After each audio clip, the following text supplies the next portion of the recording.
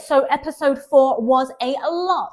It started with a hidden ticket for the helicopter and we completely tossed the city. I did go in the right direction, just not close enough. It was someone called Misha who found it and everyone actually really liked him, and it was so early on, everyone was actually just happy for him more than stressed. I mean, we were stressed, but that went up exponentially with each game and when fewer and fewer spots on the helicopter were left. The second one was the counting game, which was really stressful. It was the first ticket helicopter game that included an elimination. But I was actually really excited about doing the counting as it's something I'm really good at until Daphne threw off the counting. Honestly, though, to be fair, I don't think there's any way I would have even got within 0.3 of a second like the winners did. I don't know how they did it. So the next game to win a ticket on the helicopter was one person had to collect 100 of 110 coins.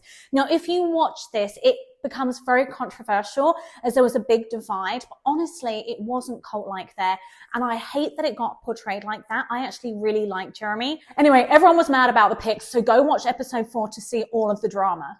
The glass challenge was super nerve-wracking, especially when they brought out the pole and sticks. It's like, how the hell are we going to balance this? It was so super windy. I got in a team with the people I was closest to, and it was Matthew who was balancing the whole time. He did amazing. I cannot fault him. I could not have done that. The blindfold game gave us 1 minute to decide whether or not we would go into the circle. Now, this was super stressful.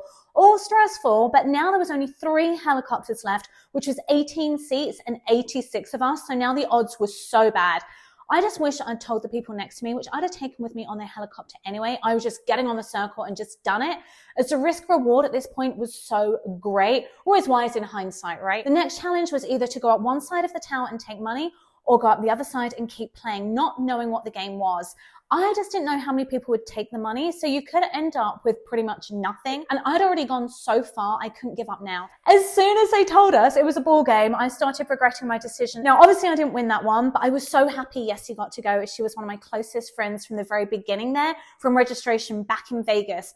But I was also super deflated, as now there was only 1 helicopter left, and that last challenge was the platform. And I went with the girls from my room and one random guy. He random at the time, he's a really good friend now. We all thought we would go as a platform, as there was 6 of us on the platform. So the numbers made sense, as there was 9 platforms and 6 seats. So you couldn't do 1 from each platform, so that'd be 9. But it was only 1 from each platform, and it was the first 6 to decide who'd go. And it was so stressful, as now only 1 person from our platform was going, and could see people already starting to run for the helicopter. A couple of players tried to convince us why they were more deserving.